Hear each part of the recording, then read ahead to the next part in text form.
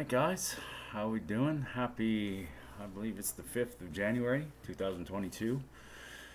Uh, I worked today. It was more of a long driving day, so it was, you know, a little bit of work, but a lot of driving. So anyway, got home around 6:30, had dinner, or my only meal today. I had probably a rump roast about that big. Cut it into steaks, and then had 4 eggs.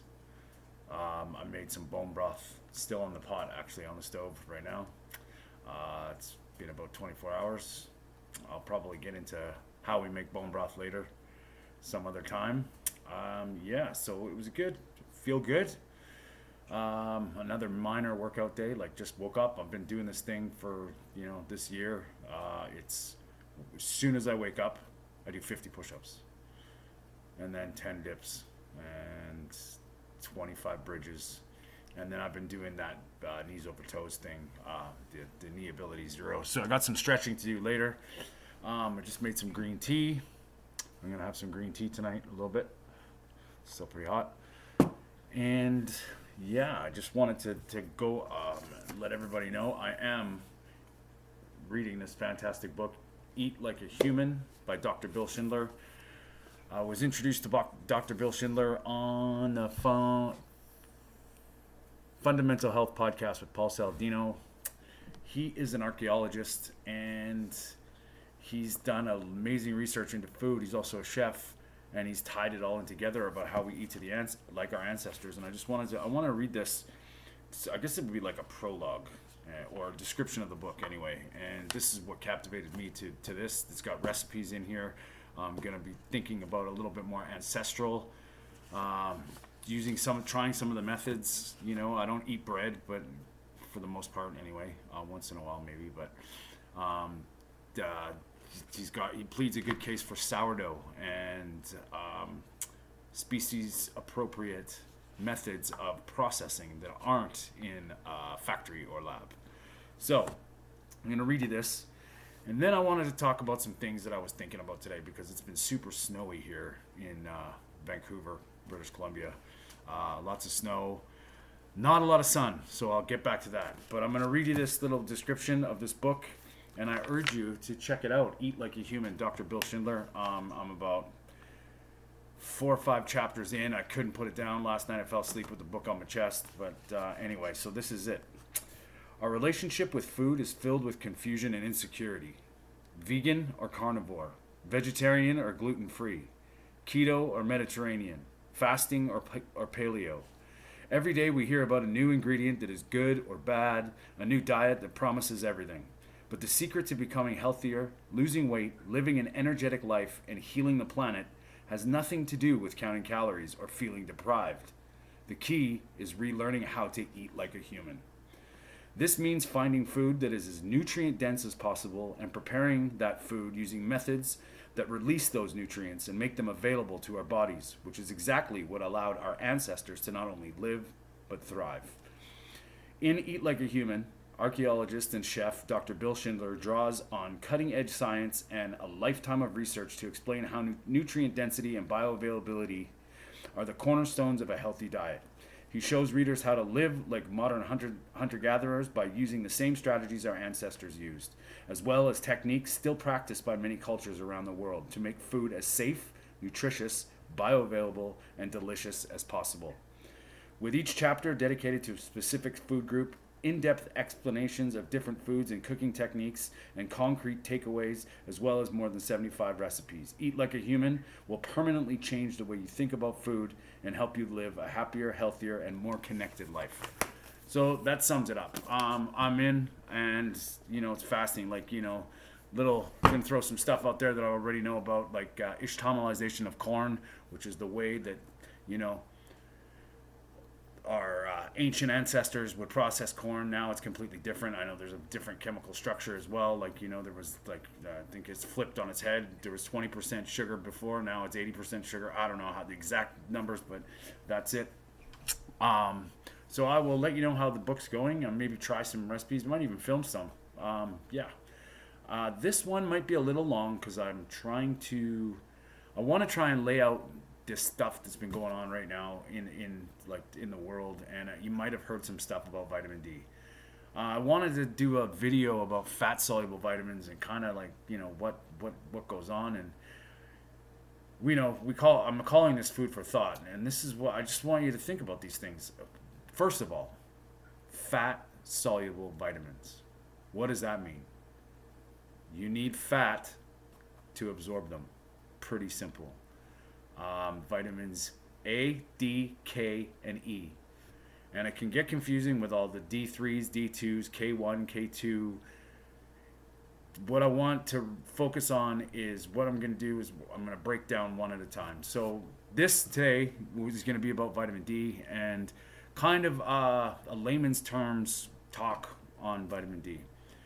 Now, back in the day, there was they didn't even know what it was. They knew something was wrong because there was rickets. Rickets was like something to do with the Industrial Revolution. And people and kids, predominantly in the cities, were developing bowed legs. Their bones were getting curved and distorted.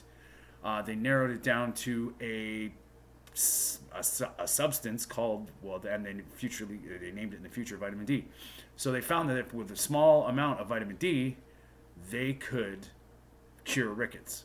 Now, we have been, since the dawn of time, we've been associating vitamin D to bones and calcium distribution and affecting calcium in the blood. Well, they found that vitamin D is a very, very, very important factor in your immune system, helping your cells communicate and do certain things and go certain pathways to boost your defense. And it comes down to communication. So, we've heard a lot about RNA, mRNA in the past.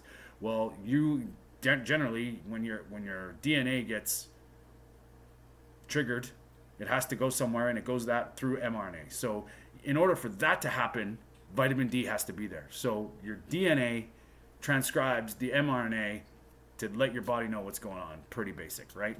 And then it can go down different pathways. But we found that vitamin D is essential in immune health. Now, we call it a fat-soluble vitamin. It's more like a steroid hormone. A steroid hormone, loosely, it means it needs cholesterol to do its thing.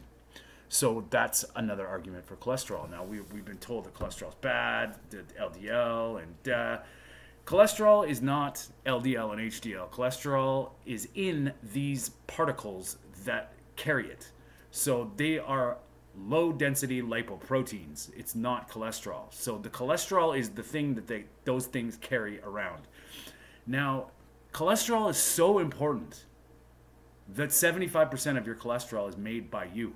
So it's made in your body. We need it to survive. We need it to live. We need it to produce hormones and a bunch of other things. Anyway, so vitamin D, one of the forms of vitamin D is actually called, when it goes, you can either ingest it or you get it from sunlight. So that's what we're going to get into today. So when you ingest vitamin D, it converts into something called cholecalciferol. It needs fat, cholesterol, to do its thing, basically. So it goes into your GI tract, and then to get absorbed into your body, it needs fat. So that is an argument for good fat. Now, you can also get it through sun. And this is what I've been sort of thinking out. This is kind of a thing that I want to put this into perspective now. What is the one thing that, if not all life, needs? Everything needs this, or it doesn't exist. You can't live. There will be no life. What is it? It's the sun. Now, since the dawn of time, now you can go from a faith side, a spiritual side, and say creationism, and on the first day, let there be light, and there was light on the first day. So that's a case for sunshine, right? Now, if you go Big Bang Theory science, everything revolves around the sun. We're not here if it wasn't for sunlight. If the sun stops shining tomorrow, we're in a lot of trouble. We will not exist. So, with that being said, life is revolved around the sun. Everything about the sunshine is good for life. Plants need it, animals need it, oceans need it, environment needs it. We need it, right? All of a sudden, in the last, 1,000 years or so, we've stopped being out in the sun. We've started building shelter from the sun. We've started using artificial light that's not sunlight, or you could argue fire is good too at nighttime. But now all these blue light things, whatever, we put on a lot of sunscreen, we don't get sunshine. Now, vitamin D is made from the sunshine. Gets absorbed through your skin, uses cholesterol, and then it makes, can get transported to your liver and kidney, and then gets pushed into another molecule step by step. We're not going to go into the science. Anyway, by the time it gets through your organs and in your blood and all this stuff, it comes out in your cells and it lets your immune system do its thing. Very important. Now, vitamin D is there's arguments because people think you don't need that much. Or the RDA, for instance, we'll give you a little example. One little vitamin D supplement pill is about 1,000 IUs a day. Now, there's a bunch of different outlooks on this. Well, that 1,000 IUs a day is about 400 or 500 IUs more than the recommended daily allowance. Which those are hard because the recommended daily intake, recommended daily allowance. The problem is with that is it doesn't really make sense. Now, depending on your skin color, depending on your ethnicity, if you spend an hour in the sun, you get up to like 1,000. We'll just say for easy math, 1,000 IUs. So if you mean to tell me, and now they say that you got to watch out for vitamin toxicity. Well, there's not very many documented cases of vitamin D toxicity in history. There probably are some, but it's not like polar bear liver and vitamin A. Like, this is very, very debatable, very up for grabs. In fact, I'm gonna after this, I'm gonna put in the links down below. A talk that was done 7 years ago. 7 years ago by, I guess you could call him a biohacker, but he has been, he's an engineer, pharmaceutical engineer, and he has dismantled, the talk is called D for debacle, and he relates vitamin D to fascinating how many things that he associates vitamin D deficiency. I should say deficiency, because deficiency is very tongue-in-cheek, so to speak. Now, we have the ability to store vitamin D. Serum levels of vitamin D, or blood levels of vitamin D, whatever. You want to be, it's hard with Canadian and American units, whatever. We'll just call it 20 nanograms per deciliter, I guess would be, or higher, in serum level of vitamin D. Has been shown to be very protective. Anything lower than 20, you're looking at trouble. And they're now starting to, it's out there, the information's out there. They're starting to realize that there's some immune compromising and susceptible to viruses, susceptible to disease and sickness for the people that aren't under. Now, getting back to the sunshine, isn't it weird that there's cold and flu season? And that's when usually the sun goes out. So we're in the sun for the most part, especially in the northern hemisphere in the summertime. Now, if the recommended daily allowance is 400 IUs, and you can get upwards of 1,000 IUs per hour of sunshine depending on your skin color, and toxicity has been shown at the minimum level, it's I don't even know what it is, but it's over 10,000 IUs. So if you can't get toxic, you need about 40 or 50 IUs to not get rickets. So they've fortified our milk, they've fortified our food with vitamin D. But you can get it from the sunshine naturally. And I can't remember if it's a UVB or UVA, one of them's good, one of them's bad. Put on sunscreen, you don't get the one that gets vitamin D. Pure and simple. You don't absorb it. Not to mention, just because the sun is out doesn't mean you're absorbing vitamin D. It has to be a certain proximity to the earth And basically, I think the rule of thumb is if you're longer than your shadow, you're not getting vitamin D. Your shadow has to be bigger, or maybe it's shorter. Anyway, one of them. Whenever the sun is closer. So being in, we'll say, Vancouver, British Columbia in the summertime, there's probably only about a 3-4 hour window of vitamin D absorption. Now, if you're white or if you're darker skinned, that is going to be different. I mean, there's a lot of things too. Like what I'm thinking about here is, we've been sheltered from the sunshine. And back in the day, before there was penicillin and before there was anything, they used to treat people with the sunshine. They used to put tuberculosis patients outside. Whenever you went to a sanitarium for healing, they did it outdoors. So I think we've kind of flipped this like sun phobia on its head. And go read the ingredients on a sunscreen thing. Let alone moisturizers. I don't know how many chemicals and titaniums and calcium and dioxides and all this stuff are. You think that's good for your skin? I don't know. Do you think with the right amount, since cholesterol, you need cholesterol to absorb vitamin D, so maybe if you have enough fat and cholesterol in your diet, the sun can do its thing with your skin. And I'm telling you, last year in the sunshine, it was record highs in British Columbia, record highs in Vancouver. We were at like 46 degrees Celsius. I did not wear sunscreen one time, and I was out in the sun for 8, almost 9 hours a day, as much as I could, and I didn't burn. This is the first time in history, or my history, that I didn't burn, and I could not figure it out. And I was testing it because I'd be working out in the sun, I'd be sweating in the sun, I'd be going for long walks, I'd be working with my shirt off, and it bizarre. Now, I can think of a couple of reasons.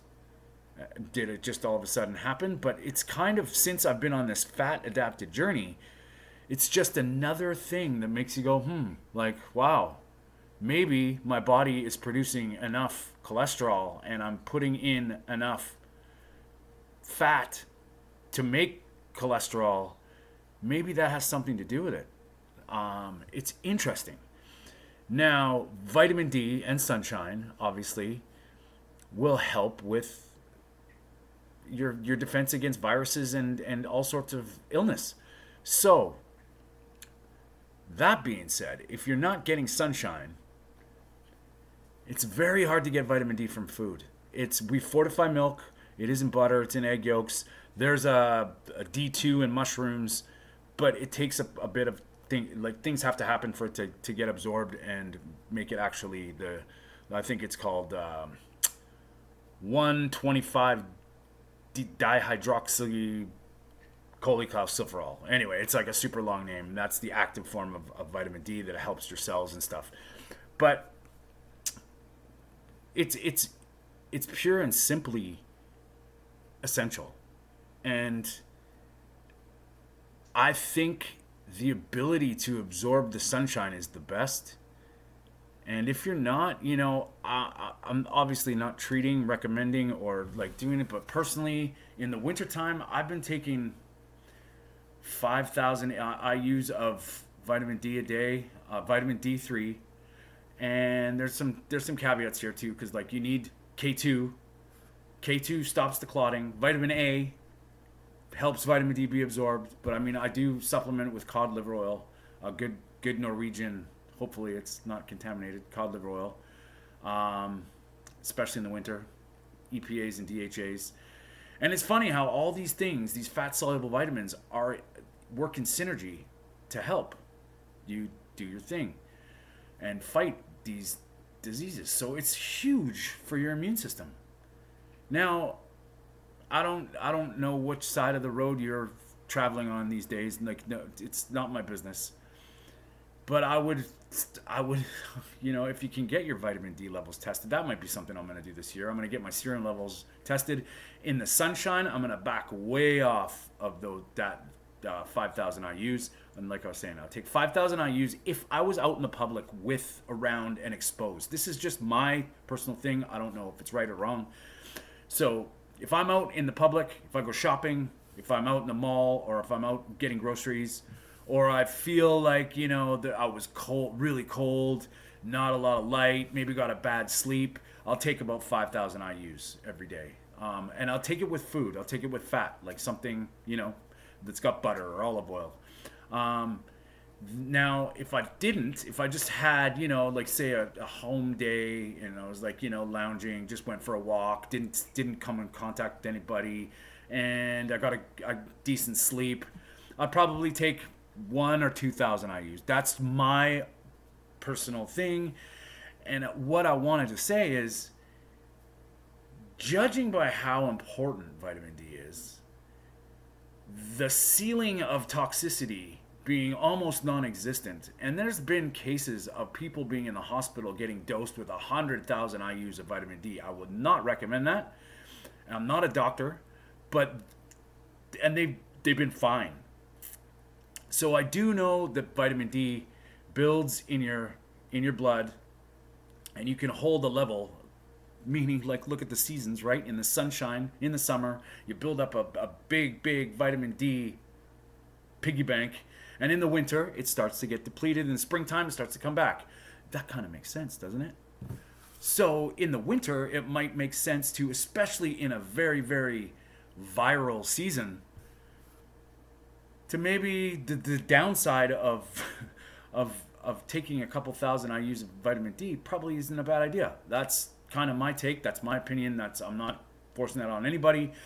I just want to make you think about this. So I think cholesterol, fat, saturated fat, good structured animal fats. I'm going to have a talk about that too.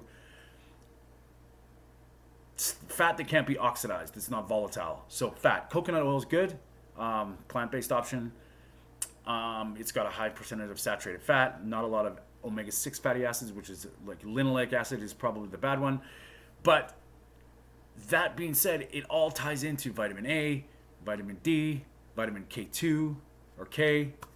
And K is found naturally in butter and cheese. So K helps calcium and it helps blood clotting, so it helps deliver the vitamin D and do its thing. So these things all work in synergy. The fat-soluble vitamins. You need fat to absorb them. So vitamin D is classified as a vitamin, but it's more like a hormone. It's a steroid hormone. It's made, it can go into cells, and it does wonders.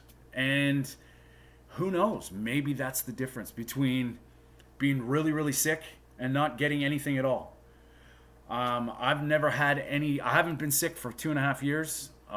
Maybe longer than that now. 3 years. I spent a hell of a lot of time in the sun this summer.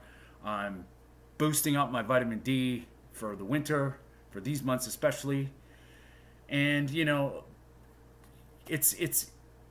I think it's important. And vitamin A comes naturally in these fats too. Like if you take liver, you're good. Like I eat liver. And if I don't eat, I won't just be disgusting here, but I've tried raw liver and I actually like it. It's pretty good. But I generally do, if I can't get liver from a good source, I will buy desiccated liver supplement, which is just straight up grass-fed, grass-finished beef liver, put in pill form, and about an ounce a day. So that's about 6 capsules for what I take. I can recommend something if anybody wants to know. Just message. Don't be afraid to leave a comment or message. I might do a video on my supplement stack. I don't really believe in supplements, even though I do supplement when I feel I'm not getting the nutrients I need. So there is certain things that I will do. But vitamin D is one of them. Vitamin D, I don't see there being a downside. There's a guy, his name's Chris Masterjohn. He's like all through this pandemic, he's been doing a lot of research on vitamin D. And at first he was hesitant to say, supplements were, you didn't know. So they didn't want to be throwing out these things. But there's enough information now. When I did the lecture on vitamin D and I saw how it structurally goes, like what pathways it takes from your skin, from your GI tract, goes through your liver and kidney, comes down, signals your DNA to create your immune response, to create your immune system. Your adaptive immune system is the immune system that you get by environment, by being exposed to pathogens. Your innate immune system is the one passed down to you, and it's your first line of defense. So vitamin D helps the communication of everything, really. Like everything in your body revolves around vitamin D, which makes sense because we revolve around the sun. Sunlight creates vitamin D. Isn't that funny? It's kind of weird, right? So you want to be good. You want to be better. I would try and be safer than sorrier. You know what I mean? So there is plant versions of vitamin D, D2, but that takes a couple more processes to convert. D3 is the animal, so pseudo animal side of things, and D3 will convert to active form vitamin D, that 125 or dihydroxy cholecalciferol, fastest. So personally, I take vitamin D3. I'm not worried about vitamin K2, because I eat a lot of butter, and I eat a lot of I have cod liver oil, so, and I eat a lot of liver. So I think that sums it up. Like that's the vitamins. We'll get into the water soluble vitamins, which, you know, it's vitamin B and vitamin C, but there's like a shit ton of B vitamins, which are all very important, which get passed very fast. So once again, everybody's not worried when you're drinking Coke, eating Burger King, sucking back fries and poutine. But the minute you start supplementing with vitamin B1, whoa, be careful. That's toxic. Well, it probably is at some level, but compared to the environmental abuse that we put ourselves through on a day-to-day basis, I think being aware of your vitamins is very good. And I don't necessarily think a multivitamin is just a one pill for one size fits all kind of thing. There's a lot of gray in that, and what the new where you get the vitamins from, what forms they are, and there's like chelations of minerals, and it gets a little complicated. I'm trying to stay away from like real sciencey stuff. I'm trying to keep it to sort of the lay terms. So what do we need? We need sunshine. If we can't get sunshine, we need vitamin D. Vitamin D, it will help you keep you from getting sick from anything. You know, your immune system will be better for it. You know, a little bit more is probably better than not a lot. And, you know, eat good, healthy fats. You know, whether you get that, you know, it's not my personal choice to eat nuts and seeds, but you can get it from that. And you get coconut oil, avocado oil, extra virgin olive oil, obviously beef tallow, beef fat, you know, bacon. I'm a firm believer in including some good saturated healthy fat in your diet. We're going to get into a deep dive of that stuff later on.